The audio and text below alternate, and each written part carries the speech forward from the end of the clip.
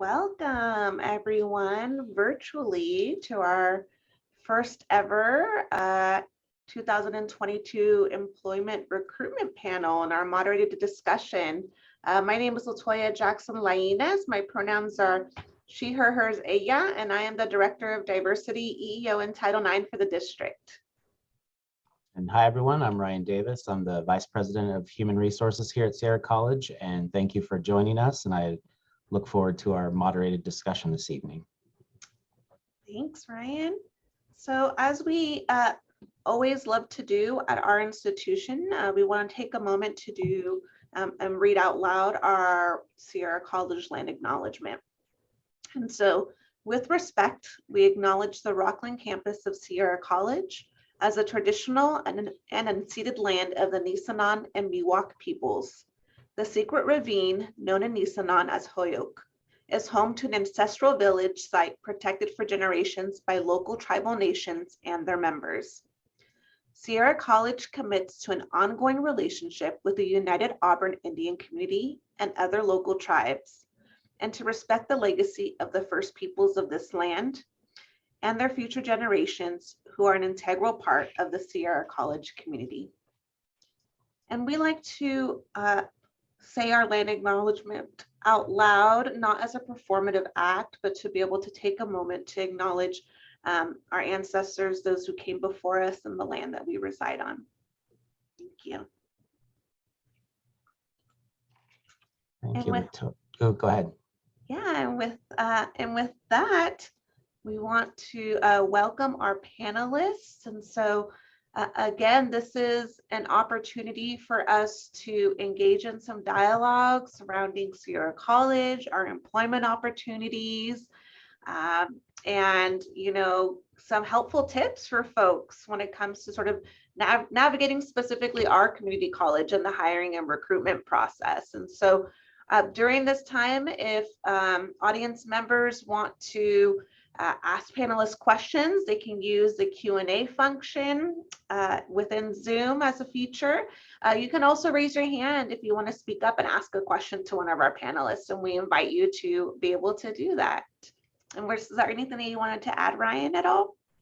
Just very much appreciation for those who've joined us. And we know people have a lot of opportunities and options when it comes to employment, especially these days, and we appreciate everybody's interest in considering Sierra College as an option for that employment, and very thankful to have a great panel with us this evening who can talk a little bit about their journey getting to Sierra College and help address questions from the community about the hiring process. Awesome. And what I'm going to do is I'm going to stop share so we can see each other's faces and jump into some dialogue. All right, so why don't we start off with some introductions of our panel members. And so if our panel members could state their name, their role at Sierra College, how that might relate to the recruiting process, and how long you've been at Sierra College, that would be great. And anything else you want to add. And why don't we go ahead and start with Alicia. Sure, thank you, Ryan. Peace and greetings, you all. My name is Alicia Crockett, and I am the Next Step Counseling Assistant here in the Rockland campus at Sierra College.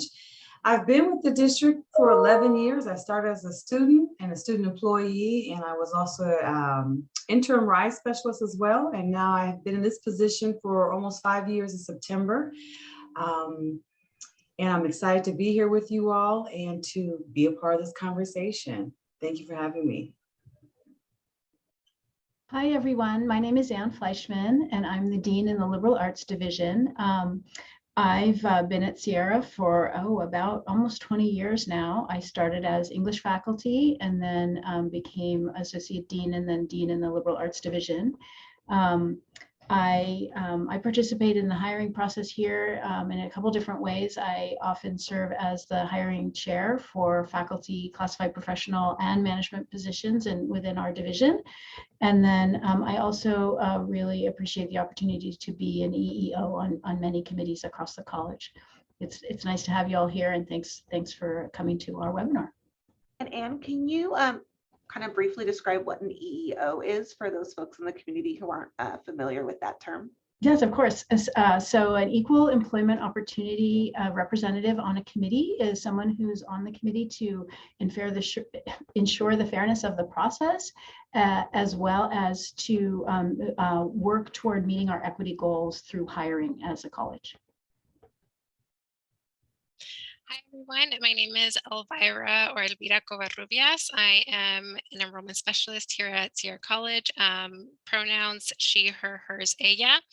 I currently am an enrollment specialist. When I first came to Sierra in 2017, I interviewed for an enrollment specialist position, but was offered a temporary position in the assessment office, was there for about 2 months, and then was moved over to enrollment as an enrollment specialist for a temp position, and then eventually applied to become a permanent enrollment specialist. And I am here today also serving as a newbie to our EEOs, but here I am. Thank you for being here. Hello, everybody. My name is Jay Hester, and I've been at Sierra for 16 years. This is going on 16 years. I teach in the history department. I'm also the department chair. I have been involved.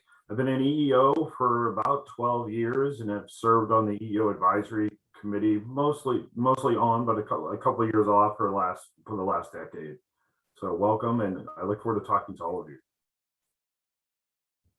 Hello, everyone. My name is Patrick Morasso. I'm an associate dean in liberal arts. Along with that role, I've had other roles here at Sierra College for the last 16 plus years as an adjunct faculty member in the art department, and then a full-time faculty member in the art department before moving into this administrative role I'm currently in. I was also a student here at Sierra College, so I've been here a number of years, almost, I guess I could say I never left. And I really love it here at Sierra College, and I look forward to having to chat with everybody. Hello, everyone. Thank you for joining us this evening. My name is Stacy Richardson, and my pronouns are she, her, and hers. I have been with Sierra College for a little bit over 2 years. I started as the General Services Manager in Business Services and then moved over to Business and Technology. And my current position right now is Program Manager over Strong Workforce for the college. And I am too, like Elvira, pretty much new EEO officer. I've sat on several different panels within the last month. So welcome aboard. Welcome, everyone. My name is Winsome Jackson, and I teach political science. I have been at Sierra College for about 25 years. And maybe in this group, I have been an EEO, maybe the longest. I have been involved as an EEO rep for the 25 years that I've been at Sierra College. I've served on numerous hiring committees, manager committee, classified professionals, faculty committees. I'm highly engaged in the campus community, and it's just so wonderful to have all of you in the space this evening, actually, and I look forward to really engaging with some of you. So welcome.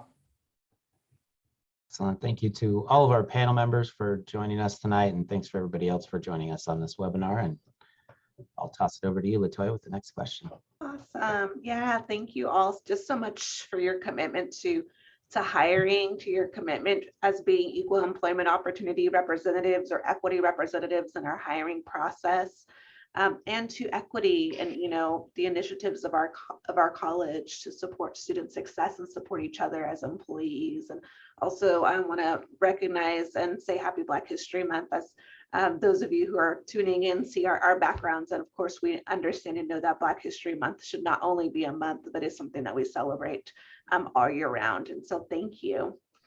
And we have so much expertise in this space, folks who are newer EEO representatives, newer to hiring, folks who have been doing hiring for some time. And so the next question that we have for you all is, you know, what advice do you have for folks who are listening in and in this space with us when it comes to the recruitment process? So what advice do you have for applicants, or what advice do you wish that you would have received when you were applying for a position here at Sierra College? And Dr. Winsome Jackson will ask you to start us off in this conversation. Well, thank you for that, LaToya, and I'm really happy to chime in and get us started. And I'm going to present this in terms of advice. And one of the things that I think is really important, and in the application process, so we start there, is to be really clear in your response to the question. Sometimes what I have seen on applications is that candidates are not truly responding to the question. So that would be one advice that I would like to start off with. And the second one, if you were to make it through the screening process, I would also highly encourage you not to miss answering a question. It is so important for you to respond to all the questions. So managing your time well is extremely important. And also to be focused on what the questions are asking. So I'll start off there. I have a lot more advice that I could give, but I will give my fellow panelists an opportunity to chime in. Awesome. Thank you, Dr. Jackson. I can follow up a little bit on what Winsome said about in the application. You know, we ask in all of the different types of positions we hire for, we ask for candidates to tell us a little bit about their past experience. And I would say, you know, don't worry if your past experience isn't exactly what the job is. Like if we're hiring for a particular job that you have not yourself done, that's okay. Use that application to tell us how your skills and in the work that you have been doing, in the experience that you've had in your education, how they translate. And take the opportunity to say, well, you know, I maybe haven't done this thing, but I can do it because I've done these other things that are like that. So we always like to have lots of explanation like that. Right. And if I could just follow up a little bit to what Ann just said, we really are interested in the ability of our applicants to demonstrate their knowledge, skills, and abilities. And sometimes when applicants are completing their application process, they think that they don't have the skills. And it's really important to do some self-reflection on how do you think the skills and the knowledge that you have translate to the job that's being, you know, asked for. I think, you know, speaking of that, my own experience was coming from Michigan and not ever teaching in a community college setting, and coming out here and being told that, you know, you're not going to get it. If you haven't taught in a community college setting, you're probably not going to have a good chance of getting a position. But the reality is people will take into consideration your resume. They'll take into consideration how you've answered the questions on the application. And then if you're fortunate enough to get an interview, they'll really listen. And if you have the applicable skills that relate to what it is we're looking for, you'll have just as much of a chance as anyone else. So I always, you know, people will always say, well, if you don't have any, just speaking from a teaching standpoint, where my experience largely is, you haven't taught in a community college setting, you probably aren't going to have much of a chance. And that nothing's further from the truth, as we consider everyone. So yeah, I think that oftentimes, I think as humans, you know, we tend to sell ourselves a little short when it comes to our experiences. I know oftentimes I've heard from, you know, applicants, I don't really have, you know, I don't know if I really have transferable skills. And then they tell me, like, I've served on equity internship or faculty diversity internship programs. You know, I've volunteered here, I've presented these different trainings. And so there's oftentimes a lot of these experiences that folks like don't correlate with the specific position, right? Or because we tend to sell ourselves sometimes short when it comes to our backgrounds and our experiences. So I really appreciate that feedback. Other feedback that folks have at all in this space? I'd also like to add, I've been on a couple of hiring committees lately, and we had some candidates that applied for multiple positions with one application. So my advice would be is if you're interested to apply differently, just to make sure that your application is part of the group. Even though there might be positions that are very, very closely related, some even in the same department, don't assume that your one application is going to be spread out amongst different positions. Make sure that you apply separately for each position that you're interested for, just to give you a fair shot at all positions that you're qualified for. Yeah, thank you for that, I Steve. have something to add. Kind of piggybacking on your point, Latoya, about not selling yourself short. So I came into Sierra College right after graduating from UC Davis from my undergrad. So I really thought that I had zero chance. And even then, the position I applied for required 5 years experience, and it was here and there-ish, but I was really thorough in my application, and even in committees that I'm a part of now, when we see a thorough application, and even if you were to think that the position at Sierra and whatever position they were at before don't correlate, if we see transferable skills there, we want to send you forward and get to know you. And so that would go for any new folks coming right out of college or folks kind of looking for something different to do. There is opportunity just being thorough in your applications, thorough in your resumes, and in the past, we did have specific, sometimes we have specific questions for like the personal statements or the cover letters. So kind of just making sure to take a look at that, making sure that you're answering those questions, because a lot of time that's how we get to know you. And specifically when it comes to equity and racial equity, we want to make sure that we're bringing in really great candidates that will make us have a hard time at the end choosing who it is. So that would kind of be some of my advice. Yeah, thank you for speaking to that equity and mindedness, Elvira.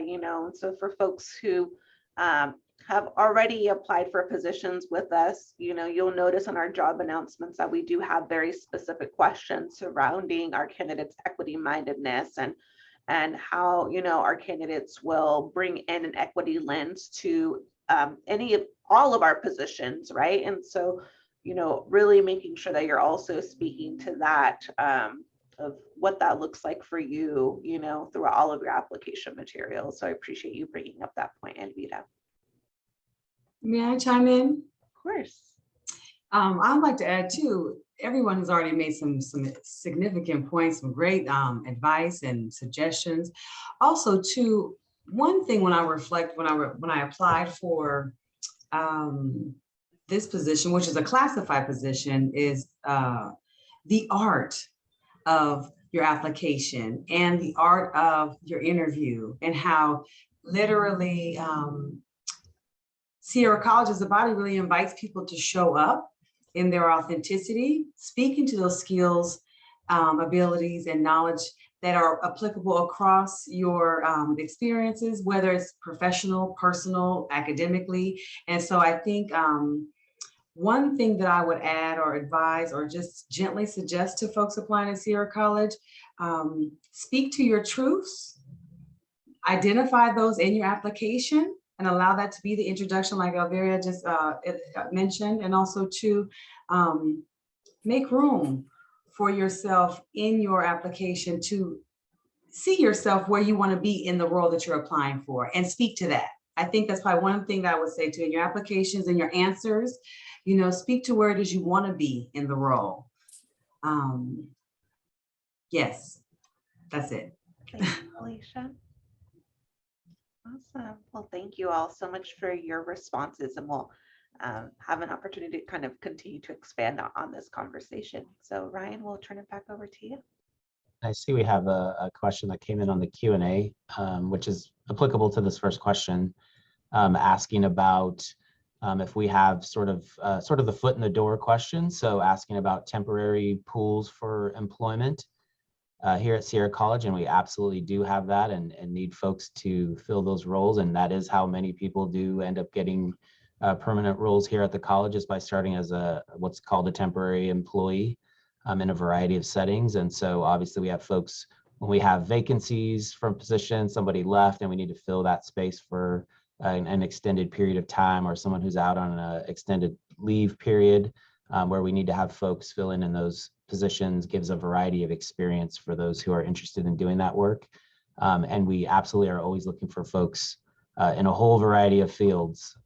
So the easiest way to probably get on those lists and fill out those applications would be to just send an email to HR at the letters HR@sierracollege.edu. And we would be able to quickly make sure that you get the proper application for the kind of position that you might be interested in. All right, we'll jump to our next question here for our panelists. So maybe panelists, if you could talk a little bit about, we have different kinds of positions here at the college. So we have classified professionals, we have faculty, we have management positions. So maybe if you could talk just a little bit about how the process might be a little different for those different kinds of positions. And why don't we start with Anne? Yeah, sure. I can talk about the faculty hiring process. So for the faculty hiring process, there's a number of required documents that you would submit as part of the sort of paper application. That would include our employment application that is accessible online. And then we would ask for a resume or CV detailing, what a typical resume or CV has, your past employment experience and your education and other activities and interests and things that you have done. And then we also ask for transcripts, which can be unofficial at this point. And then we ask for a cover letter that asks you to address the responsibilities and qualifications that are listed on the job announcement. We have what I think are a really good, clear, bright, inviting job announcements that talk about sort of position duties at a glance.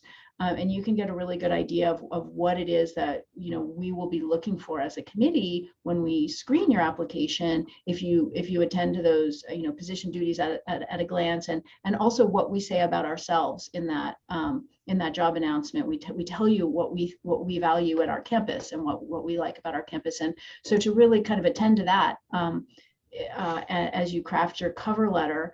So the cover letter asks you to explain your transferable experience, which we've kind of talked about. It doesn't have to be exactly in that position, but how your experience and knowledge and skills and abilities, sort of fit the job in teaching in that discipline that you're applying for. And then we ask about for you to talk a little bit about in your cover letter about your understanding and your responsiveness of the racial, socioeconomic, and cultural diversity within the community college student population, because that's who's here and that's who you'll be teaching. And so we want to get a sense that kind of who we are and what the experience might be like to teach here. Not that you have to be expert on it, right? But that you know and you share with us what experiences or ideas you have about working with that population of students. And then we have a teaching philosophy statement where we ask some very specific questions about what you feel are the best strategies for supporting historically underrepresented and underserved students, what role faculty should play in student success, how your teaching approach has changed or evolved since you began teaching, and what might have motivated the changes to your teaching approach, and then how your teaching approach reflects your teaching philosophy. So it's a really thoughtful application, and we use that to then screen applicants for who might get an interview. During the interview, there will be questions, and then there most often will be a short teaching demo, and then there will be a selection of finalists, and with the finalist pool, there might be another teaching demo in front of live students. So that's kind of how we do it, and that's for full-time hiring. part-time hiring we also do, if you're interested in that. And that's a different process with each application. I mean, with each department, different departments ask for sort of different things, but it's, sometimes there's a teaching demo and there's questions, and it's typically a little bit more of an informal process for a part-time hire.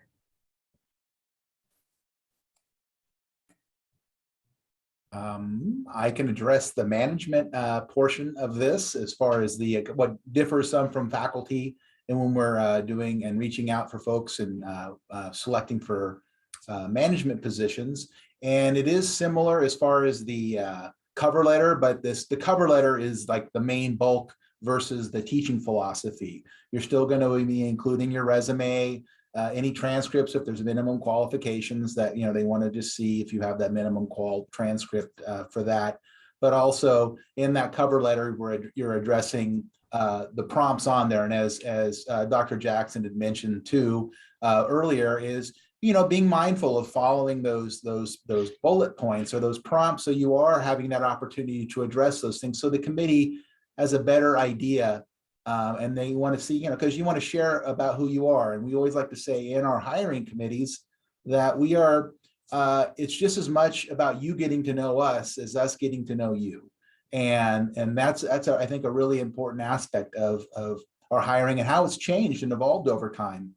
And with a management position, there are generally like a little performance demo that sometimes comes at the beginning of it, or the beginning of if you should be selected to move forward for an interview, where it is something that comes into play. It's a real brief kind of performance demo that you do as part of it. But then instead of a teaching demonstration, if you're selected to move forward to as a finalist, you'll do something more, which is more of a forum, and to where you meet with students and faculty and staff, and they are all invited to come, and it's more of a Q&A type session to where they can get a better understanding of who you are because they weren't there. And that's, I think, a really neat thing about Sierra and how we're doing these in like hiring for full-time faculty and with managers, to where more people are involved than just the hiring committee proper. Other people get to be able to ask you questions, and you get an opportunity to share who you are with more of the campus. And I think that's a really important aspect of it. So with management, you don't have a teaching philosophy statement, but you're still asked for up to 4 pages to address those prompts that have to do with your transferable skills, culturally inclusive, equity-minded practices and strategies you would bring to the role, as well as what Ann had mentioned with the evidence and responsiveness to understanding racial, socioeconomic, cultural diversity within the community college. And so those are things, again, as is reading through the announcement is a very helpful way to make sure you're getting a better understanding, because it's very, if you went through and looked at classified positions or management positions or faculty positions, you'll see a lot of that information. It's there for everybody. It's not just like specific to one position. And so that's something just to keep in mind as you're moving through that. And just to be clear as well, those forums are typically more for maybe dean level positions, associate dean positions, right? But we also have other performance demos that may kind of reflect some of our other management positions, right? So I know Stacy mentioned she oversaw, she was worked within the business services area. And so maybe the performance demo might look a little bit different for those areas, right? Maybe it might be putting together a budget or some of the other, sort of key skills within that specific area, and not necessarily sort of the open forum like you would expect with maybe an associate dean or dean level or other kind of, educational administrator, right? Thanks for sharing that, LaToya. Yeah, awesome. So I can talk about the classified professional, and it's the same process. You're going to, online create an account, fill out an application, look at, I will stress, just like everybody else did, make sure you look at that job announcement and look at the prompts that they're asking for, because that's a time, I believe, for you to shine and show who you are. And that stands out as the hiring committee are looking at those applications and screening them in. And also, you know, we've talked about this, equity and inclusion are core competencies within our college. So that is everything we do. We lead with that. So make sure you will probably always see an equity prompt. You want to take really a good time to really answer that, because really that's gonna make you stand out. So I would say be open, transparent, but really take some time, specifically with that question and all the questions, other questions as well. Because Sierra College, we are such a collaborative college in our environment. Our hiring panels can be made up of several different people. So if you get through and you're on the first interview panel, please do not feel intimidated. If you see 5 people looking at you, it is because we're very collaborative. So we might, we obviously have the hiring chair. We have management representative on the hiring committee as well as academic, as well as who else do we have? Management, academic, and EEO, and then, you know, who else? Help me out, guys. Classified professional. Classified, as is when I'm talking. So don't feel intimidated if you get to the first interview and you're like, oh my God, all these people are here. They're there for a reason, and we go through a process for asking for volunteers, and all of them have gone through equity training or they wouldn't be on the panel. So just to give you a heads up, that's just how we do it. We'll smile at you, we'll make you feel comfortable, and just know now we're in a Zoom environment, so we give you grace and mercy because we have it too. So those are some of the things to look for. Classified professional, you may have a prompt, it's not mandatory. For example, if you're hiring or you're looking for a position for, say, just a writing position, they might ask you for a writing prompt, but it cannot be anything outside of the job description. But it's not mandatory. It might be optional. Another good thing that I love that we do at Sierra that not a lot of people do is we give you, if you're selected, 30 minutes before the interview to review those questions. I don't know if you're like me, I hate interviews, I'm nervous, I'm all over the place, but that 30 minutes allows you time to woosah, ground yourself, and you get to review those questions. So that helps a lot. I'm so ever grateful that we included that in our process. So that's my take from classified professional. We kind of do it just like everybody else, but our process, I will say, is long because we want to make sure that we hire the best candidate for our college and our students. Yeah, thank you for speaking to that piece, Stacy, of our our shared, what we call our shared governance process, because that was very new for me, and I'd had worked in public agencies all up until I came to the California Community College, and so you know, and so I think the beautiful thing is that you have so many folks in that space with different lenses, right? They're coming at it from different lenses, and so yes, don't be alarmed if you come in and you see several, you know, faces in front of you when it comes to hitting that interview piece of the process. So thank you all. Yeah, and I just would like to add something to what Stacy just said about the collaborative process and that we're actually friendly. It's okay to smile on a hiring committee. It's amazing. I have heard stories about people being on hiring committees where everyone is just so serious and they feel intimidated. It's okay to smile. It's okay to relax. It's okay to take a sip of water if you need to do that. And even on those questions, the 30 minutes, because people come in, they're nervous. It's just a natural thing that happens. It's like one and done. And you really want to make sure that you're doing the best you can. And we want you to do that. And so the 30 minutes that you have to review those questions, one advice that I would give is just jot down some prompts. And so when you go into the interview process, those can serve as a reminder to maybe offset some of the nervous energy that you might have in the room. And it's okay to ask someone to repeat the question. We do know that sometimes you forget because you're so nervous and you get going. It's okay to ask. It's okay to ask for a time check. Because I have been on hiring committees where I see where people they start losing track of time.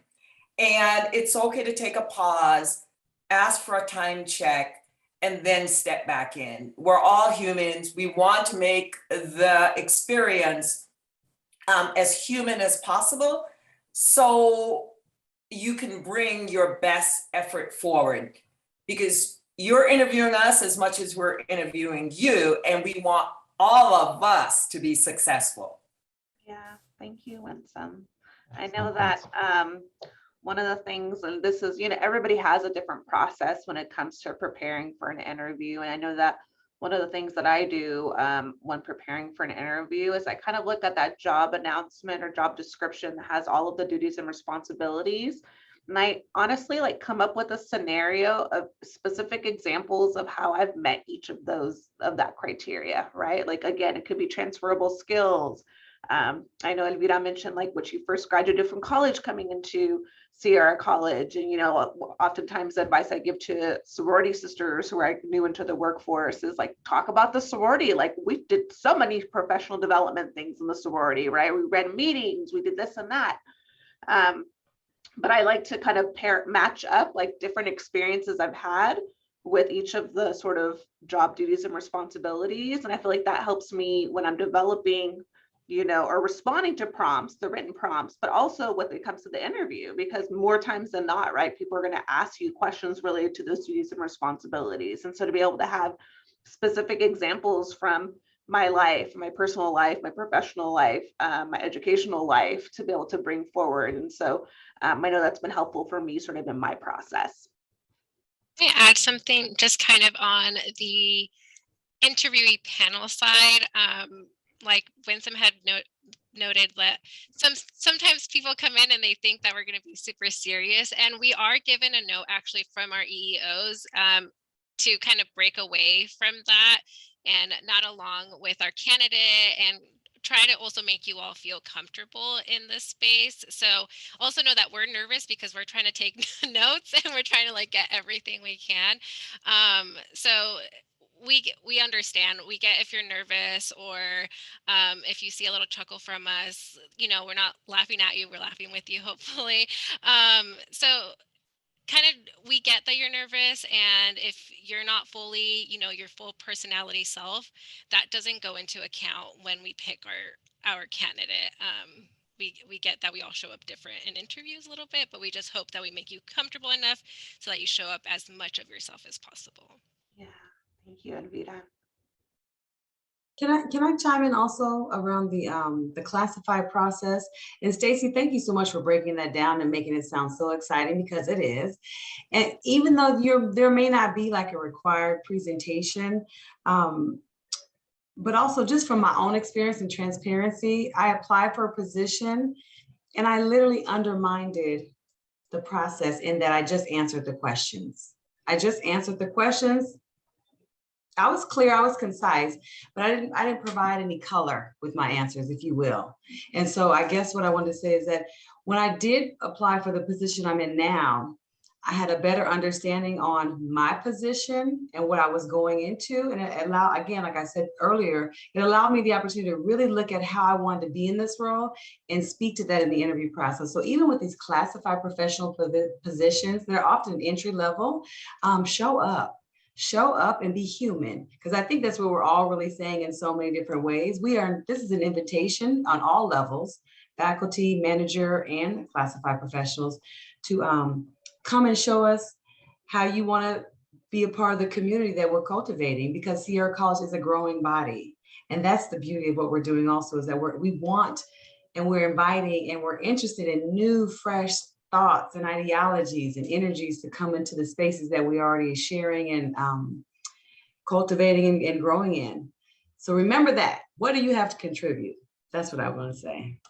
Yeah. And may I just add, because Alicia, that was so beautiful. The examples, the experiences that you have, instead of just the robotic responding to the questions, demonstrate it. Bring heart to it. because when we are reading applications or during an interview process, we can feel the heart. You can feel that someone's pouring their soul into this, and it's just not a performance, they're in it. And that does come alive, especially around equity work. There is no magic answer, so to speak. It's what are those experiences, your lived experiences, having an understanding, as Anne mentioned earlier, about our student body, right? The diversity in multiple ways that we can, when we talk about diversity and equity. So how do you think you could add to that? What have been your lived experiences? And what are you able to bring to the table that's going to help us to continue to cultivate the relationships that we have at Sierra College to help our students and each other to thrive in this growing environment? Yeah, thank you, Winsome. Go I have, ahead. oh, sorry, go ahead, Jay. No, I was just going to speak to the one of the big differences between the faculty management and classified is that teaching demo component for faculty. And I want to speak to it a little bit because I think sometimes applicants come in and there's a lot of anxiety about the teaching demo. And I think one of the things we want, at least typically the committees I've been on, and mostly history, but some other disciplines as well, we want to see how you engage the committee, how you engage in the committee and learning. Content's important, certainly it is, but we know it's a short amount of time. So you really shouldn't try to squeeze as much content as you possibly can in a relative. It's really about how you connect with the committee and be your authentic self. I mean, we're kind of given a similar message regardless of the position, but it really is important to, when you enter that space, take a deep breath when you enter that room and there's 2, 4, 6, 8, however many people there are on the committee you walk into. And just know that we all want you to do the best job you can possibly do, as much as you do. We really do, because all our time is valuable. Your time is valuable. Our time is valuable, and we want to make sure that you have the best performance possible. Thank you, Jay. And so before we move on, I wanted to answer one of the questions that came in through the Q&A function, specifically asking surrounding sort of like how we weigh applicants, or if there's some sort of point system. And so we at Sierra College do not have a point system. We do have screening criteria that we sort of look at, but kind of as we've mentioned in this space, we are looking at the holistic candidate, right? Looking at the holistic candidate, those transferable knowledge, skills, and abilities, those experiences, and what that means for moving our institution forward, right? What it means for student success, what it means for, as we've mentioned in this space, supporting each other in this work as well. And so, we don't necessarily have a point system. We try to move away from that system and trying to really look at the holistic applicant and all of their experiences and how that really could contribute towards that specific role that they're applying for.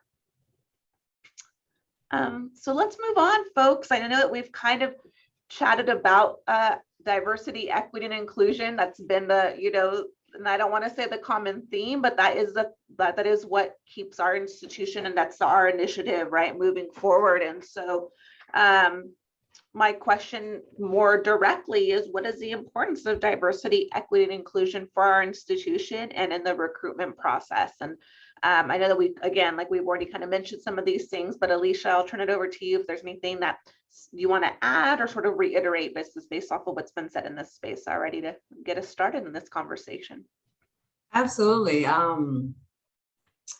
Well, like you said, diversity, equity, inclusion is at the core of what we're doing here at Sierra College as a district in many, many initiative efforts and strategic goals and plans as a whole. And I would say from an EEO perspective, from an employee's perspective, from just a member of this body, the importance of DEI, or diversity, equity, inclusion, is that hiring diverse faculty and staff is like the foundation, right? That's like the foundation, the base point. And oftentimes when we look at that, we can see how our faculty and staff are also the base point, or the reflection of how our students learn and what their outcomes are in the learning experience at Sierra College. So in the recruitment process, again, as I mentioned just a moment ago, the invitation for humans to show up in your wholeness and who you are, even though there is a specific role or responsibility you may be applying for, interested in, but the interest that we possess or we practice here at Sierra College is really the invitation of being who you are, and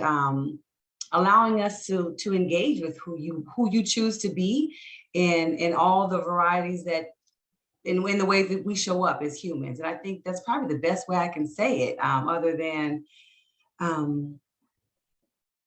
yeah, we just really, I think, for me, I've been here for a few years, and so there's been a clear shift in the culture at Sierra College and how we've been hiring and our hiring practices and how we've been implementing and really holding ourselves as colleagues and members of the body, not only within this EEO committee, but also too at large, accountable for where we are in our hiring practices and what that looks like on the other side of folks coming in. And so even in this space right now, maybe like 6 years ago, it wouldn't have been this colorful, not only with our backgrounds, but also the people, the humans in the space. And I think that's important to acknowledge when we talk about growth mindset and also an asset-based approach. Even though we don't technically, as a district, I don't know that we've even adopted that concept, but I know that being a member of the EEO committee and also the advisory committee as a representative, we definitely go into these moments or these situations, not situations, but these interviews and these applications with that asset-based approach.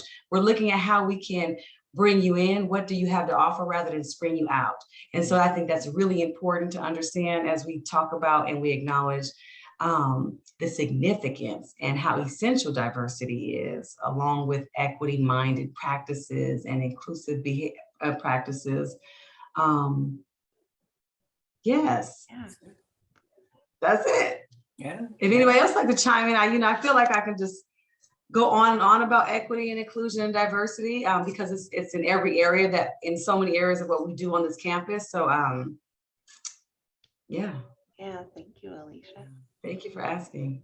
And Alicia, I just want to add just a simple thing. Equity is not a garnish. It is infused in everything we do. And I think for those of you listening, I think if you really think about that approach, it's not an add-on where there used to be the diversity question, things were set aside.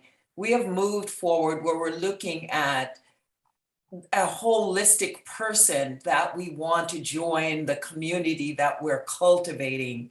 So our students are feeling really good about their environment in which they have to navigate. Our colleagues are feeling good about their environment in which they have to navigate. So we really want the culture at Sierra College for people, anyone within our community, to really feel valued. And to me, that is the core when we talk about equity, diversity, equity, and inclusion. We want our community to be safe. We want to be able to engage each other, have difficult conversations, and be good about it. So it's not a garnish. It's the seasoning. It's all in it, 24/7.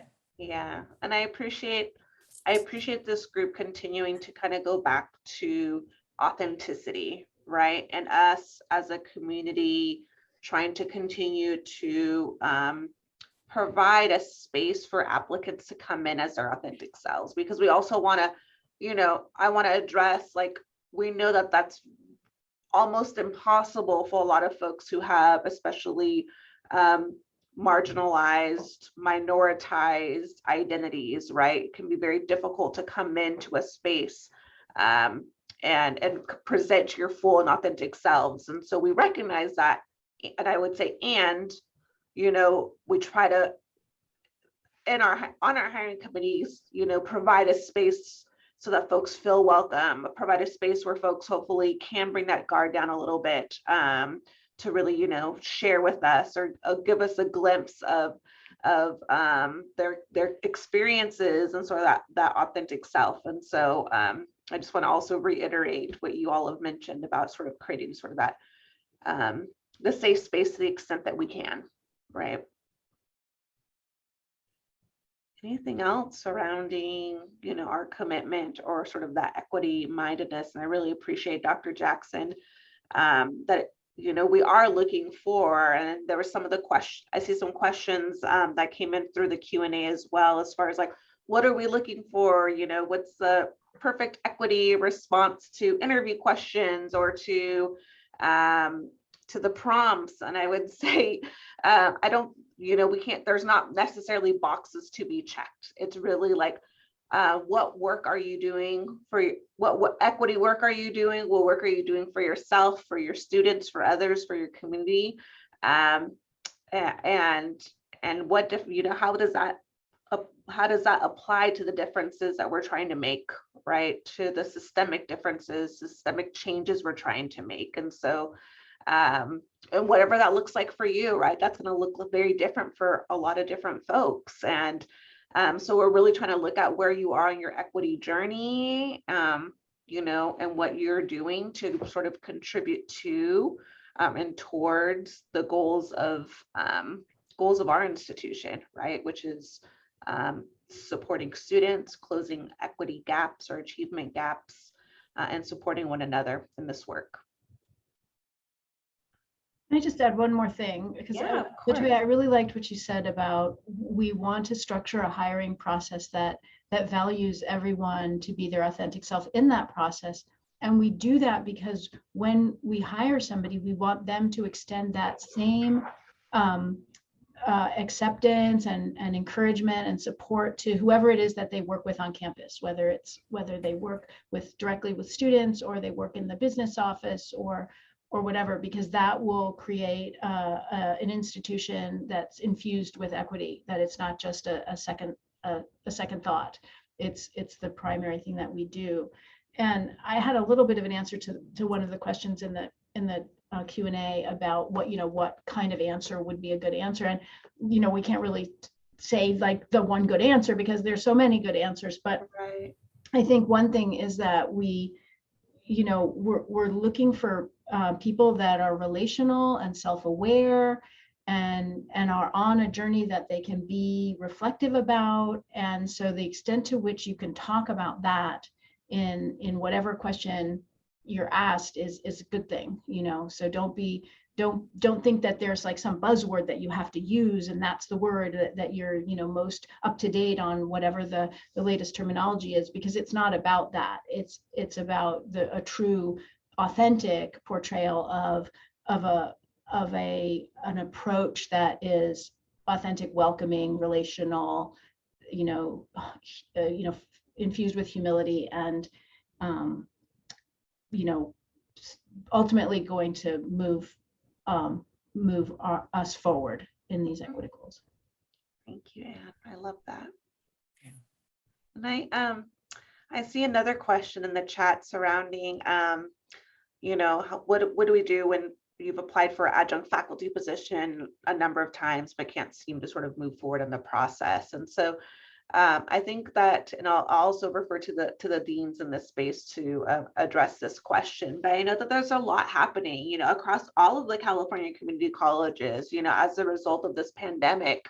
I know that our institution specifically has seen a decrease in enrollment. And so part of it could be, we just don't have the classes to offer right now. The other aspect is that I know that our pools are usually open for adjunct faculty for a certain period of time. And so kind of just also depends on, when and what we're hiring for. But I would also say, and the deans are probably gonna be like, thanks, Latoya. I would also say, reach out to the folks in that specific area. Like, what are you looking for? How, is there something else I can do to sort of change up my resume, especially if we're not hiring for that position right now. So that maybe, you know, there can be some changes that made to your application materials for when a position does become available. But I know that our adjunct faculty, you know, it kind of just varies, like especially not right now with lower enrollment. But I know in general, right, like sometimes it's all of a sudden somebody goes on leave and we need to hire somebody immediately, or there might be a period of time where we don't hire folks. And so it also kind of depends on the discipline. But Anne or Patrick, is there anything else that you would like to add?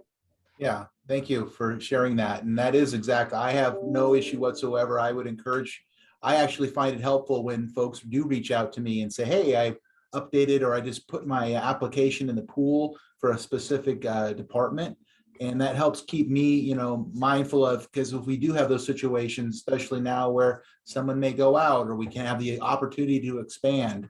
But I do want to share with those of you attending and are interested in the, even like in the adjunct realm of part-time instruction, that's where I started. And I find such joy in being able to share opportunity to where if you have not had teaching experience, but are sharing part, that's where I learned.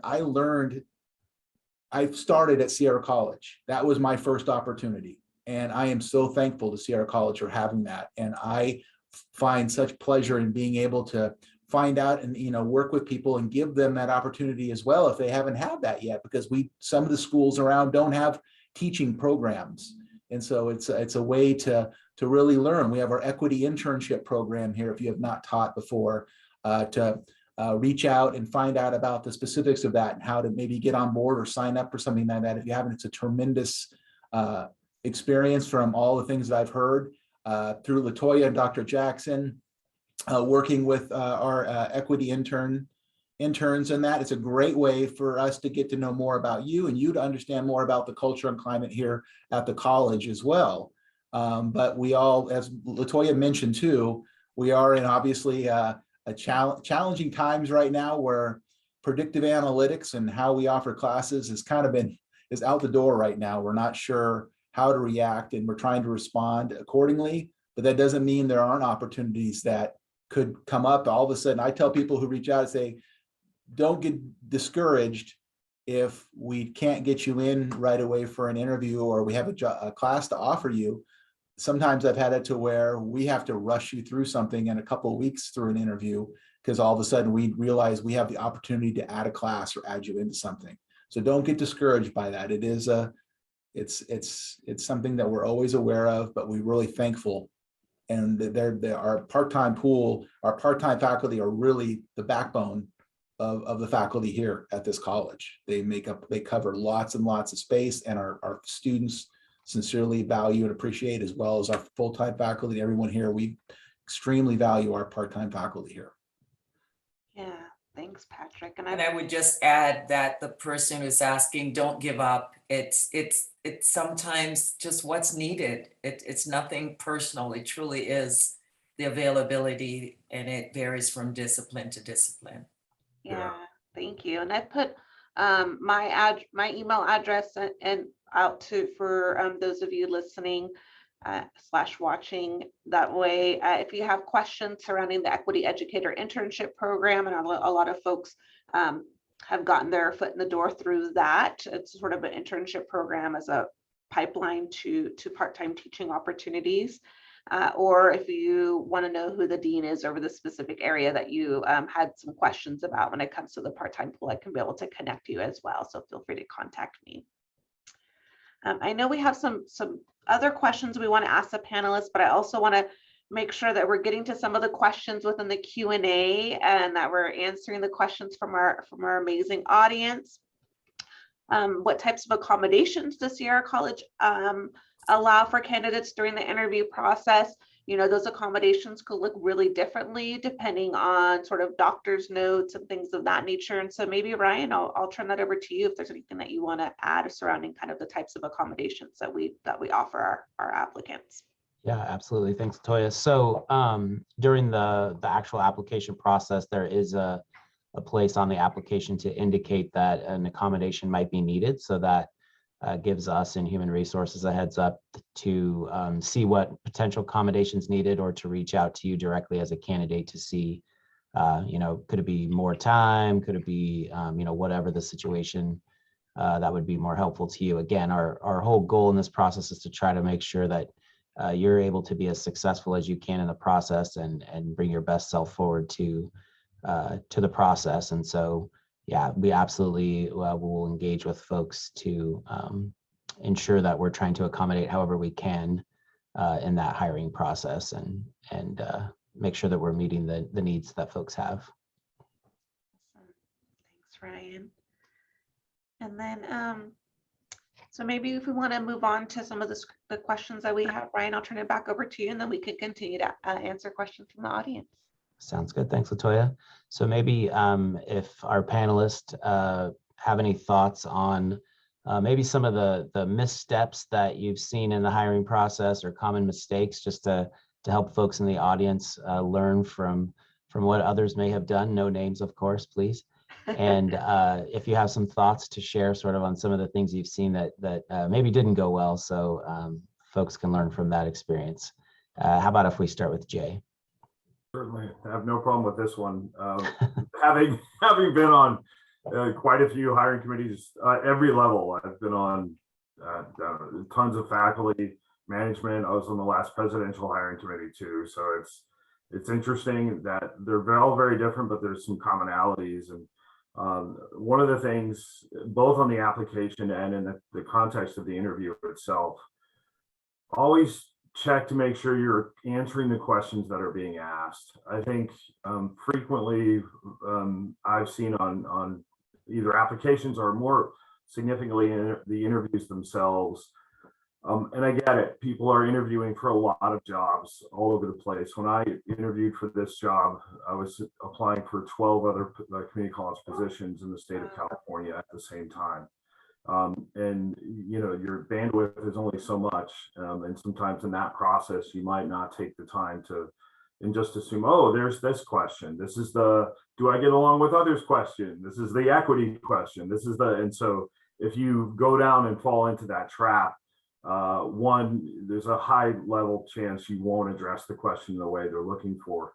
And two, it will come off in the way in which you're doing it. And that is, you're not putting the level of thought that you really need to. And, you're looking for these, you're looking to get this opportunity. So really do your best, I think. And so that's one of the big mistakes I see on both in terms of reading application materials and in how people address the interview questions.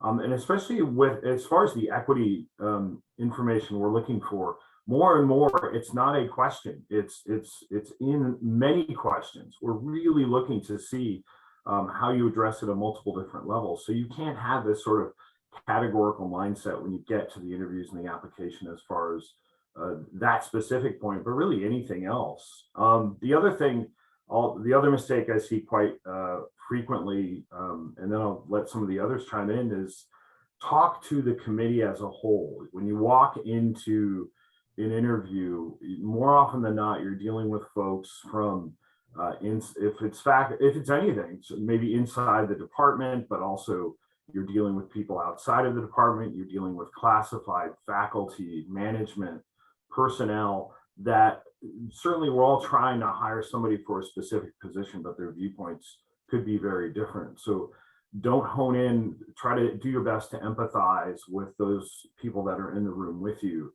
And really sort of think about what you're going to bring to the institution in the most holistic way possible, not just, well, I can, being a historian, I can teach this specific class in the history department. That's wonderful, good, that's good, we need that, but we also need other things, and some of the other folks on the committee are going to be looking at other aspects of how you answer questions. So those are for me, that just come to mind, two of the big mistakes I think sometimes people make. Go ahead, Patrick. Yeah, I was just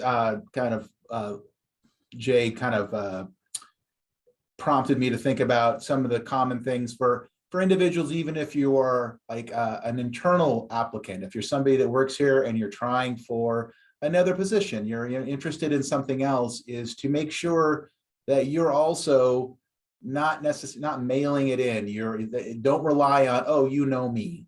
It's like you want to really be able to share who you are and basically speak to the committee as if they don't know who you are. And that's the best way for us, because we have to go from that information. And if your answer is, you know me, next question, then we're not going to get a lot out of that. The idea is to really share your true self, and it lets the committee know also, even if they do know you, or know that you're gleaning from the experience that you've had here at Sierra College and how you're growing and continuing to grow. And so don't leave anything off the table. You want to make sure that the committee understands who you are. And if you were not internal candidate, keep pushing that. It's like you want us to learn as much about you as possible while learning about us through our questions. And you have the opportunity to, in our interview process, to ask us questions. And so that's something to keep in mind. A lot of the times we get to say the end of our time, we really want to know, what are the things that are on your mind? What interests you? What questions do you have? So we're not just, you're walking away saying, well, I answered their questions. Because you, I'm sure, probably have questions as well about, various aspects of the job, or just in general about the culture or climate of the school, if you weren't like an internal candidate. So that's something to keep in mind as well. I just wanted to chime in and say, Jan, Patrick, great responses. I think those are important points. And tying into the application, what I've seen, people have this tendency to say, see resume, when you're actually asking them to respond to a question that the committee really think we want to see your response to this question, not to go look at the resume or CV. So I think that's another common one that I've seen. In addition to what both of you just mentioned, I think those are really, really important ones, especially the assumption about the committee knowing who you are. And the other piece that I would add to this is, you have completed your application and now you're in the interview. Don't assume that we're now looking at your application. Focus on the questions that we're asking you in the interview and respond to those, and not make those assumptions about what you have, that you've already done part one. You've done part one and you've gotten to the interview, the second round. Now we need you to respond to the questions that we're asking now. Yeah, oftentimes, again, as you all know, maybe in the audience, like we're constantly hiring, and for so many different positions. And so oftentimes folks are on several hiring committees, have reviewed so many different materials. And so, reiterating the things that you've outlined within your application materials, I think is definitely, important. And I would just like to say, during the interview process, it is okay if there is a question asked of you, and for you to say, you know what, can we go on to the next question and I come back to that? That is perfectly okay. That is not a knock against you at all. So you just know that it's okay for you to ask that.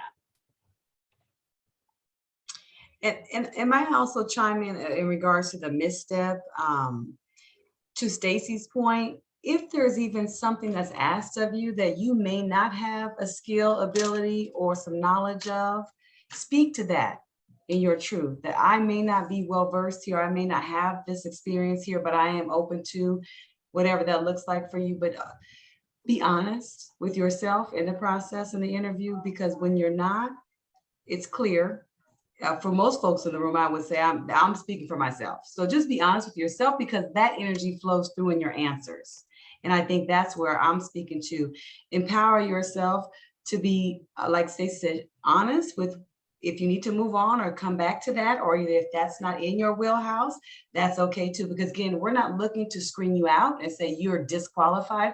We're looking at ways we can include you and still bring you into the fold, but you got to show us what you're working with. You got to bring us into your world so we understand what you have to offer. And I think it's also important to, in the interview process, as a person, personally, right, outside this professional work, maybe I'm trying to frame this properly because I know the question is, what are some missteps? I think oftentimes, sometimes as humans, we can show up in spaces questioning whether we fit or we're going to be a good, match for the situation. Maybe just reframe that questioning of, for self and look at how it is this body, this institution, this school, this job, this role will fit into what it is you want to do for yourself. I think that speaks volumes too in the energy and the answers that come forth when we speak to the personal confidence of embodying, your why. So don't forget your why. That's a big misstep I witnessed in interviews on many levels, all of them, because I've been in a few. Well, don't forget your why, and then maintain that. And even if you have to cultivate that along the interview, we don't know. My children reference fake it till you make it. I despise that. Okay. But however, I know a lot of humans do that, but nobody knows when you're faking it but you. So just show up and, breathe too. That's another thing. Folks, stop breathing in interviews. That's important to keep breathing. And that just touched something in me when you said that, Alicia, is, and what Stacy said earlier, you may not have the ideal experience to the question. However, you may say, but here's how I would do it. Because that demonstrates your thinking. It demonstrates growth, that your ability to grow, your ability to come up with something, to be creative, to say, I may not have that exact experience, or however, given the situation, here's what I would do. Yeah. So, what have you done or what would you do? That's very important. And may I just add one more thing to this? Another misstep is that we don't imagine ourselves. We don't see ourselves in the role that we're even applying for, the one we're signing up for. We don't even see ourselves there. So if I can, on the other side of that misstep, radically imagine, like Dr. Jackson just said, like, what would you do in this position? What would you do in that scenario? How would you show up with your skills, abilities, and knowledge to really meet the needs of what this role is, asking for? Radically imagine and then show up for yourself. Awesome. Can I add one last thing? Kind of going off Alicia's and Winsome from a previous question. I don't know if it's necessarily a misstep, but maybe something to make your application more thorough.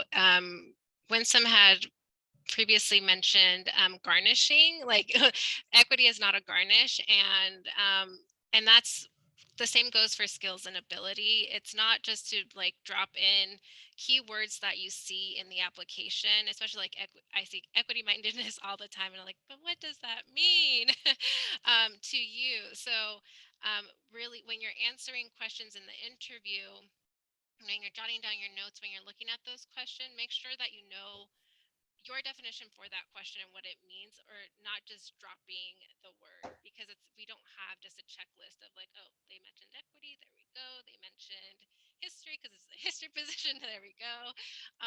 It's really getting to the core of what you know about it, what you would like to do with it if you are not yet in there, and your ideas. What current research have you done on it? I mean, when I came in, I did tons of reading on higher education and community colleges in general, and what community college students needed. And some of that came from my own personal experience of being first-gen student, but a lot of it came from honestly just looking things up online and reading research that's out there. And there's, especially now, there's great, awesome webinars you can look for that go over what's currently happening and just higher education in general. So, yeah. Thank you all. Well, And May I just add? Oh, sorry. yeah, folks, I we are just coming want into to- our last few minutes. So Oh, maybe sorry. if you will have a couple of brief comments before we move into our last question. I just want to reiterate that what everybody said as far as Sierra College is looking at the entire person as a whole, not just how qualified you are, because you know, that's what we want too, but we're looking at the whole person. How will that person fit into our culture, our environment? How will that person help with our student success and closing that equity gap? So that is what I would like to, at least for me, leave on, is we are looking at the whole person. And may I just one comment to Elvira's last point about I'm equity minded. What does that mean, right? Demonstrate. When you say you're equity minded, provide some examples, because I don't know what that is for someone if I'm just looking at that statement. So operationalizing that, it's really what does it mean to you? So we can have an understanding of, you know, what you're really about, your authentic self. Right. Thank you all. Thank you all. Go ahead, Latoya. Yeah, thank you all for that that feedback. Oh, we do have time. I'm so sorry. I don't know why I was thinking this was over at 7 and not 7:30. I'm trying to cut y'all off. My bad. So we have some time, folks. But what I will say is kind of going back to some of, since we have time before I move on to my question for Elvira.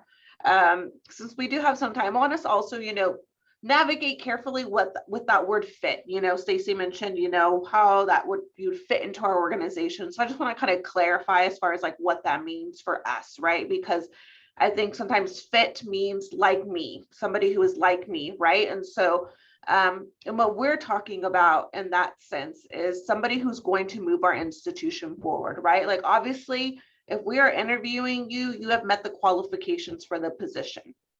However, we are looking at that whole person, the whole person's qualifications, experiences, and how that individual will help move our institutional goals of improving student success and closing our equity gaps.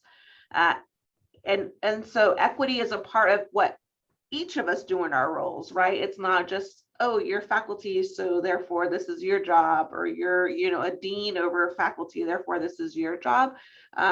It goes from our facility staff to our IT staff to our HR staff to, you know, and so this is something that is woven into the fabric of our entire institution. And so I just wanted to kind of clarify that component. And speaking of that, I will, my next question is, and I'm geared more towards Elvira, and, you know, asking everybody else to chime in as well before we open it up for questions from the audience. But why should individuals consider working at Sierra College, and what was it about Sierra College that excited you when it came to applying for your role, Elvira? Thank you. So I'm going to start the other way around. What excited me of applying to be an enrollment specialist. So as I mentioned before, I first applied as an enrollment specialist coming out of college, and I will be quite honest, I needed a job. Like I needed to work, and I needed to come off my parents' health insurance. Okay, and I knew but I did know that I did want to be in higher education or in some form of education, just with my own personal experience of being first gen, being a Latina woman in higher ed, and being within STEM. I was like, I need to get in here, and I need to understand what's going on inside and become part of a community to provide services for students or provide representation for students like myself. So I will say that I was a little, like Alicia said, I was a little unclear on my why when I first came here. I somewhat knew, somewhat didn't know. And so when I applied, I mean, it was out there. I did tons of work in at UC Davis with Mujeres Ayudando la Raza, really working with my community and immigrant folks and migrant centers. So that translated a lot into the experiences here. But I wasn't the best candidate, or I wasn't the candidate with the most knowledge, skills, and abilities, I will say. The candidate that was chosen, I think, is absolutely amazing. And I was in my second interview asked to instead temp at assessment. And in that temp position for a month, I was definitely, I don't want to say watch, that sounds creepy, but I feel like I was developed in a way of they were giving me professional development opportunities to see where I was at and how I would grow. And I would say in a month, I learned tons about the inner workings of higher education, about community college, about working with students directly. And so it was amazing. And from that, I was then given the opportunity of taking a temp position as an enrollment specialist. And honestly, this is like where I thrived. And I think it was almost a stroke of luck that this was an initial position that I applied for, because it has changed my why to how can I contribute to giving students of marginalized backgrounds access to higher education, not just in the thought of, coming to a 2-year, then going off to get your bachelor's, but how higher education is seen just with career and opportunities of transfer or not transferring and AA, and opening up the minds of adult learners, ESL learners, parents and their students of coming to college together. And so with that said, that's what excited me to apply for the permanent position of how I can continue contributing to the team and the team as an outreach and the college as a whole. And with that, I've also progressed a lot more in my equity journey itself and understanding how it's fitting in more with what I always thought I wanted to do and kind of making it my own. And so with all that said, what I would say to someone right now that is looking to apply somewhere and they want to try out new ideas or be in a new environment, I think Sierra College is in a point with a lot of other higher education institutions, we're at a point of transformation. I think COVID-19 has really showed us that we were living in the 18th century rather than 21st century. And we're feeling it, and we're having to upgrade, and we're having to push ourselves harder to provide more technological platforms in terms of classes and how we do our interviews, as well as being more racially conscious. In the last 2 years now, we've seen the murder of George Floyd and how that really has pushed us to make a difference for our BIPOC students, and moving forward with that. So I would say if you're someone that is looking for, someone new to the professional world, I think you have a really good shot here to grow yourself in that. But if you're also someone looking for something new or looking to develop other skills, or you have new ideas, I think Sierra College is a really great place to do that at, because we're open and we're trying to make a difference. And that's what I have to say. Thank you so much, Edvita. I appreciate that. And that kind of, again, is a testament to, one of the earlier questions that we received of like, I keep applying and, what's going on? And I would say, keep at it, folks. Like, I know so many folks at our institution, right? Like myself included, I applied to a completely different role than the role that I'm in now, and I applied again and, was able to have the privilege of being in this role. But I think, I'm a strong believer of everything happens for a reason, and a strong believer of like, the right position for each person. And so, continue at it. So thank you for sharing that story, Edvita. Any other folks that want to sort of chime in about like, what about Sierra College, or why should folks, apply to the many, many positions we have open right now? And actually, I'm going to ask our Susan, if you wouldn't mind also dropping the link to our job opportunities webpage for those folks in the audience who maybe haven't had an opportunity to look at what positions we have available. That would be amazing. Well, I'll chime in and I'll speak as a faculty member. And Sierra College, for me personally, it's giving me the opportunity to be creative. It's given me the opportunity to push others in spaces, to have my voice heard, at times challenging, but in a good way. And the path we're on right now at Sierra College, as Elvira said, with the murder of George Floyd, with the policies that are coming from the chancellor's office to become more of an anti-racist campus, to really dig deep into our equity work and not just have it be on a side, but really infused in everything we do. It is so invigorating. It's still invigorating for me, even though I'm towards the latter part of my career at Sierra College. And as I mentioned earlier, I've been at Sierra College for about 25 years.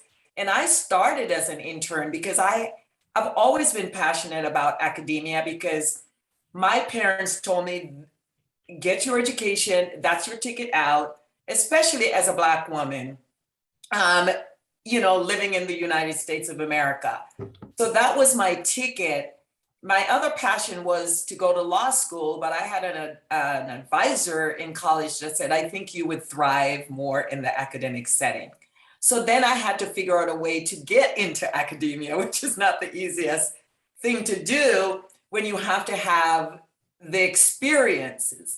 So I actually was in the early internship program at Sierra College, as I'm dating myself a little bit. So I had previous experience, but not in the community college system, because that was another barrier, is can you demonstrate that you have community college experience? So that was a great way for me to show my skills. I had a lot of transferable skills. And then I also had the community college experience by the time a position just happened to open up. So again, for those individuals out there, never give up, keep trying, because there was only one faculty member in the political science department at that time. And I see Patrick smiling because he knows who that person is. And that person was my mentor.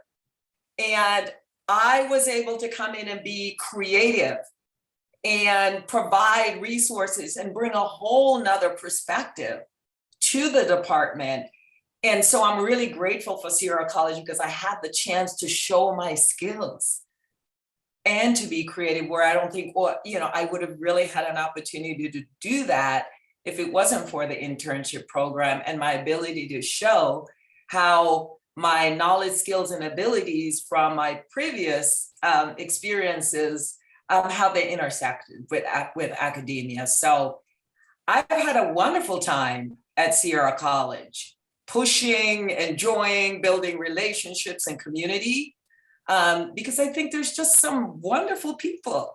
And yeah, I've sought them out, and I've thrived because I created a community when I didn't feel like there was one, but the community has just grown. And so I'm invigorated at this point, and I'm just looking forward to seeing Sierra College continue to grow in a positive direction. Thank you, Dr. Jackson. Latoya, can I jump in here for a little bit? Of course, Jay. Just, I've not been here quite as long as Winsome has, but been here quite a while. And one of the things why I think working at Sierra is kind of neat is sometimes the idea gets overplayed, but the shared governance atmosphere, the sort of collaborative aspect of the campus as a whole, it's certainly being challenged right now with COVID, because it's hard for us to connect in the ways we're used to. But all the people in the space right now that I'm looking at, I've served on, except Elvira, I haven't had a chance to work with you yet, but hopefully I will.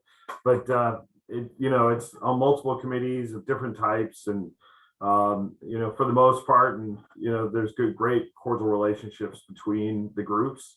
And so from a climate perspective. When I came to Sierra, I came from, Southeast Michigan. I knew nothing about this area. The city of Rockland. I'm like, that's a weird name for a city, but moved here and like dragged my wife here and my 2-year-old and was welcomed with open arms. And I've never, I've had other people say, we have an opening down here. Why don't you get, like, no, I'm happy.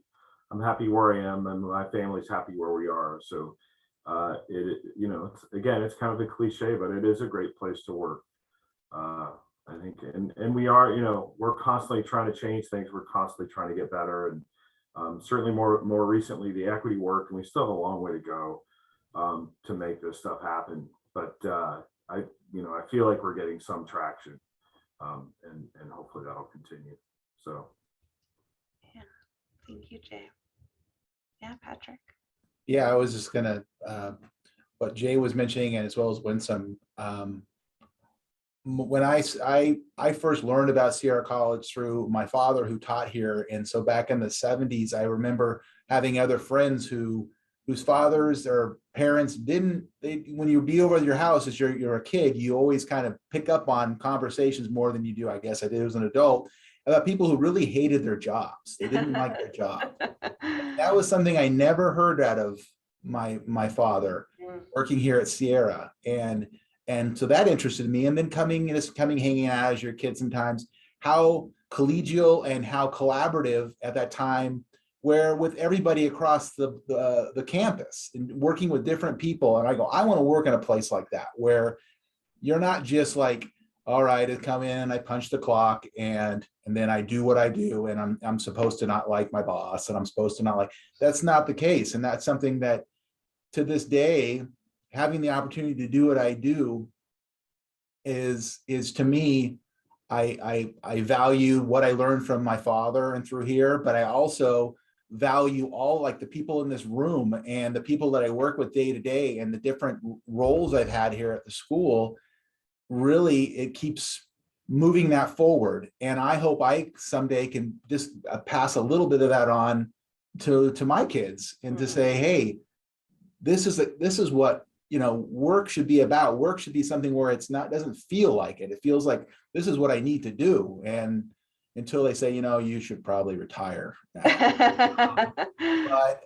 I value that so much. And I hope my kids someday can learn that a job is something that you should just really, it's more than just something that you pay bills with. It's something that you really, it's fulfilling, and you give back to the community. It's something to where you're giving back. And this job, I feel like that all the time, that I somehow am contributing. Some days, not so much. It feels like, oh, am I doing anything? And then other days, someone stops you in the store and says, hey, I really appreciated having your class, or thank you for, helping me out one day at the school. To me, that's just priceless. And so I that's why I really care about Sierra, and that's why I really value about Sierra. Right. Thank you, Patrick. And I was going to make a joke about the power dynamics in this space. If you're saying, I really like my boss and she's about to talk next, your boss is about to talk next. Well, I'm glad you said that, because I was just going to say, I like the environment here so much, and I don't really feel like Patrick's boss or really anybody's boss, because we are so collaborative, and we do have a culture where we rely on each other to make decisions together. I almost feel like I can't make any decision without checking in, because I don't know the impact necessarily on, what, other stakeholders that might be affected by my decision. So I really value that. And there's a really nice atmosphere around that. I don't feel like if, just because I'm a dean, like I can't ask, and that, that I'm supposed to make all these decisions or determinations myself. But what I was actually going to say was that I'm hearing some of the same ideas that I also wanted to express, which is a number of us have talked about the way we've been able to do different things here, that we didn't just come and we were, definitely going to have this job, and that was the only job we were going to have. Even if say you're coming as a full-time faculty member, you're going to be a tenured faculty member for your career maybe, but even within that, you're going to have a lot of different opportunities to participate in initiatives or committees or through other ways of shared governance, or working with students directly as club advisor, that kind of thing. There's so many ways to, as I think Alicia would say, find your true authentic self here, whether you might not know who that is when you first start, but there's a lot of ways to get involved and a lot of ways to use those different skills that you have that might not, totally only apply to your defined position. And I feel like I've had the opportunity to do that. And that's why I really appreciate working here. Yeah. Thank you all so very much. May I chime in? Is it okay if I just add something to what Anne said? Yeah, of course. That is so true, Anne. You just triggered me because I don't know what I haven't done at Sierra College at this point. And that's probably because I love Sierra College so much, because I care about my community, that has really given me the strength, the courage, the energy to try to work within the community to make it better. And not just to be a faculty member. I'm a tenured faculty member. I've been tenured for a long time. But as you said, I have been in the participatory governance process. I've shared in, navigated different roles. And that has been really great. And I'm just reflecting on all the skills that I've been able to use in addition to my teaching, which is still what gives me the greatest joy, is when I get the feedback from my students. So thanks for reminding me of that. Thank you all for your responses to that. And in these last few minutes, I want to make sure that we don't have any questions from folks in the audience. And I know that we also have some other EEO representatives that are in the audience as well. So if they want to raise their hand, and if there's any other advice or tips and tools that they want to provide to our audience, or if any of the audience members have any questions that they'd like us to answer.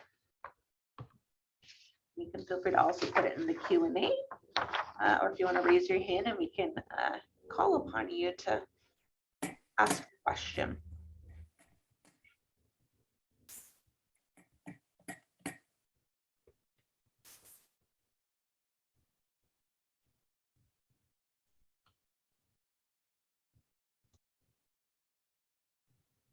Latoya, while we wait, may I just chime in and share why I'm excited to work at Sierra College? Absolutely, absolutely. I chose Sierra College literally to be an employee because of the people, right? This is an institution of education in Placer County and Rockland, California. And so, of course, we could look at the demographics of where we are. I'm like, okay, why would you go there as a Black woman? As a student, I came here at 33 years old, non-traditional student, never been to a traditional college setting, although I've been to beauty school and worked in corporate America. But it was the people that embraced me when I came as a student. It was people, the humans at Sierra College that, invited me to be who I was and learn about who it is I wanted to be through education, through different courses and opportunities and shared governance opportunities. And when I applied for the RISE specialist position, which is a temporary position, of course, it was like, yeah, this is a great opportunity. And I did that for 9 months. And there, like you mentioned, I applied for the position permanently, but I was not selected. And you know what? That was a little strike to the ego. However, through introspective reflection, I was able to see, again, through an asset-based approach where there was opportunity for me to grow. And in that moment, like within 3 months of that time, this position came open. So again, along those lines, what so many of others have already said, what's for you is already yours. We just have to learn, what that alignment looks like us for it to get there. And so I'm saying all that to say is that Sierra College is a growing campus. It's thriving. It's innovative in many ways.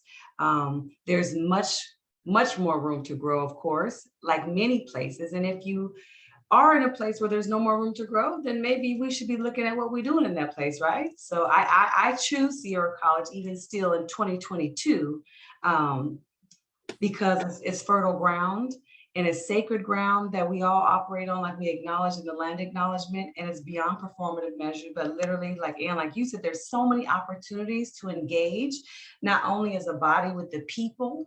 And when I say the people, I'm not just talking about like the instructors and faculty and staff that included me, embraced me, but also my peers as a student. And in 2022, I'll say to date, I'm choosing Sierra College still because of the people. And the people look different now, which I'm celebrating every opportunity I get to do so. And it's expanded beyond just those who have mentored me and brought me into the fold, but those now that I have the opportunity to mentor and bring it to the fold, but with this work that's continuous, right? And so, yeah, Sierra College has been amazing for my intrinsic growth. And I think that's important as a learner in education, right? When we get into this work at any educational institution, no matter what pocket you're in management, faculty, or classified, oftentimes in the classroom, outside the classroom, this is hard work. Really all the time, it's hard work when we're dealing with humans. And so, and I get to experience that hard work with my peers and colleagues. I get to experience that hard work with my students that I work with. And I also get to share that outwardly. So Patrick, like you talk about that reciprocity of that receiving and being able to contribute, that's powerful. That's powerful. And it talks, and so in closing, my choosing Sierra College is really, it has definitely helped me grow as an individual. It's helped me grow in every hat, everything that's on my platter that I carry with love and joy. At the same time, it really has helped me cultivate my self-efficacy. And so that's important, right? And like Patrick talked about, a job is a job. I can go anywhere and get paid. I could stay at home and get paid. I can be on the internet and get paid with creative culture, right? I don't have to go anywhere to get paid. However, the choice to, be a part of something bigger than just money on the table is amazing. And here at Sierra College, not to be cliche or corny in this recorded meeting, but there's a lot of amazing to find at Sierra College, literally, figuratively, and holistically at large. Thank you, Alicia. We have a We question have a from, couple questions. That's awesome. Thank you, Susan. It's not really a question, excuse me. I just wanted, was a student at Sierra College and I'm currently at Sac State finishing my degree. And I've had the pleasure of taking a class with Professor Hester. I've had the pleasure of meeting Patrick and actually working with him as I worked with another professor as a tutor and a past peer. And I'm here because I decided as a student that I loved Sierra College so much and got the community, and the professors are just all amazing. And you hear them talk about how much they love their job and they love working at a community college. I've had professors that have worked at, different universities and have come to the community college and have just said how different it is and how much of a difference that they get to make there versus these, bigger colleges. And I just want to thank you all for hosting this. And I'm here because I've felt that as a student on campus, and I went to school for one thing, and then I have now completely changed trajectories because I decided on campus that this is where I want to be and this is where I want to come back and work. And I want to be the person that is a mentor and influences new students. And I'm first generation students. And I'm also a mom with kids, being first generation and setting the example. And I want to help others do the same thing. So I just wanted to acknowledge how amazing you all are. And thank you for hosting this and giving me the opportunity to learn what I need to do to be back at Sierra College. Thank you so much, Jen. Yeah, thank you for your comments, Jen. And we look forward to you completing your degree and coming and working for us. Yes. Absolutely. Full circle. That's what it's all about, Jen. Yeah, I think we have another question. Hi.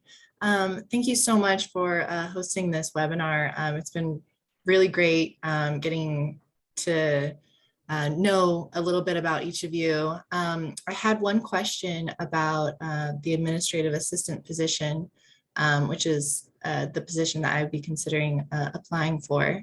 It says it's a administrative assistant for the information and technology office, I assume. Is that correct? Yes, that's correct. Okay, and so is there a team of administrative assistants, or would it just be a singular position working alone under an executive, or? Yeah, that's a great question. Ryan, do you happen to know if there's more than one AA in IIT? Sure, yeah. There is only one AA position specifically in IIT, but the AA positions are generally pretty collaborative amongst the group because they work together on numerous projects and budgets. And so there's definitely a lot of interaction with other folks in that same job classification, as well as being a part of the II team, which has lots of various positions. So hopefully that addressed your question. Yeah, great. Thank you very Okay. much for hosting Yeah. this again. Appreciate you. And I'm not sure if how do you, or what's your preferred or chosen name? Is it? I'm sorry, what was that? What's your preferred or chosen name? Oh, Aria. Aria, perfect. I just wanted to make sure I was pronouncing it correctly. Thank you. The one thing that I will mention with our administrative assistant positions is that the job description is the same for all of our administrative assistants, regardless of the specific department they're working in. So kind of keeping that in mind, that while the job description is the same, it is within the information and instructional technology sort of department. And so, making sure that you sort of speak to that on your application materials as well. Great. Thank you for that advice. I appreciate it. Of course. Yeah, I would Good just luck. add too that we do have a lot of administrative assistant positions, and that is one where people can be and tend to be mobile and be able to move around, like if they decide they want to start in one area and move around. So I know we have a few open at the moment. So yeah, just a shout out to maybe consider more than just one if you're interested in, but if you're specifically interested in IIT, that's great too. Oh, great. Thank you. I didn't realize there were multiple openings. I just saw the first one at the top of the list. So thank you for that, Ryan. Mm-hmm. Good luck, Aria. Any other, in these last few minutes, any other questions from our audience, or any current folks who are EEOs in the audience who have any other advice or tips that they would like to say out loud for folks listening in?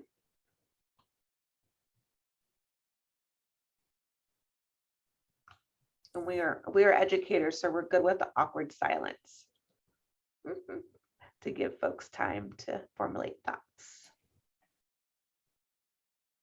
Just in the quiet, how cool is it to, I love that, Winsome, you can probably reflect on having students and then seeing them come back around, and it's awesome. It's just The best. It is.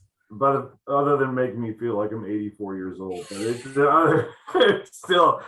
still pretty amazing feeling. Jay, I'm ahead of you in that category. Please don't go there.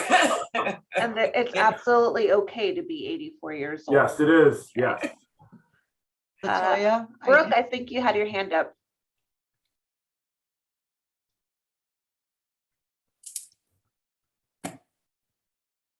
Brooke, if you could unmute yourself, and then. Hi there, can you hear me? Yes. We can. Sorry about that. I just wanted to say thank you. I actually learned a lot. I've been in a couple interviews myself in the past, and your guys' responses were so insightful in a lot of ways. I ran out of paper. So I really appreciate you guys taking the time to do this. And yeah, thank you.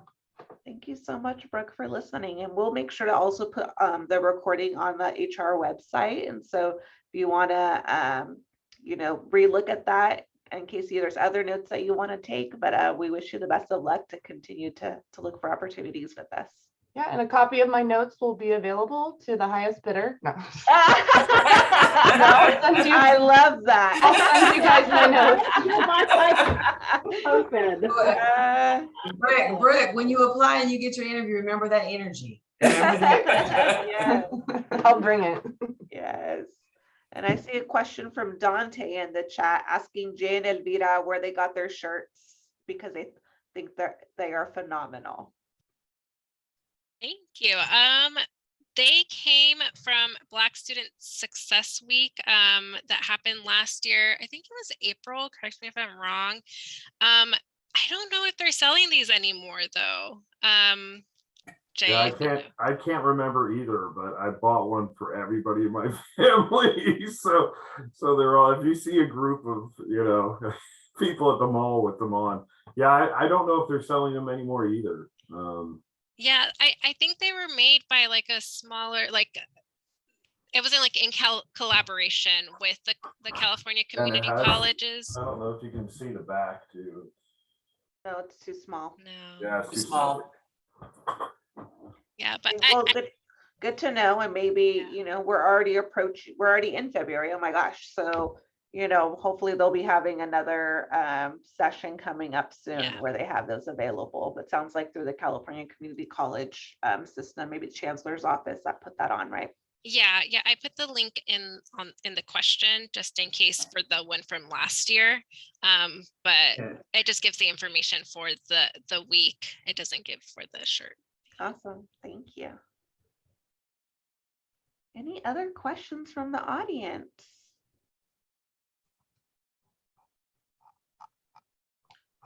Well, we have put the HR email in the chat. We've also put the email from my office in the chat.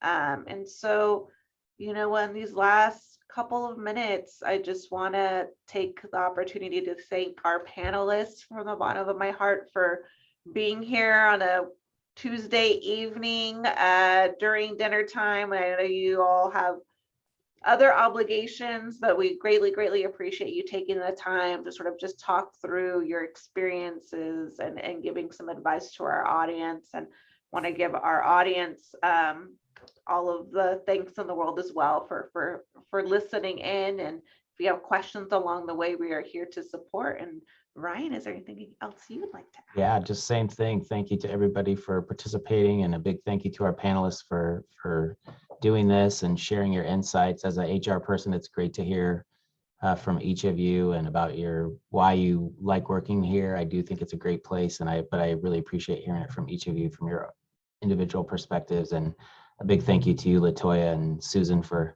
organizing and handling the hosting duties of this webinar. So much appreciation. Yeah, thank you. Thank you also to our Equal Employment Opportunity Advisory Committee who helped support this event, and all of our equal opportunity representatives for their continued work when it comes to our hiring process. And we just look forward to continuing these conversations and seeing those applications come through, folks. Apply. We've got lots of positions available. And with that, we thank you for your time. Thank you, guys. Thanks, everyone. Thank you. Yes, Everyone. thank you. Thank you for coming. Peace.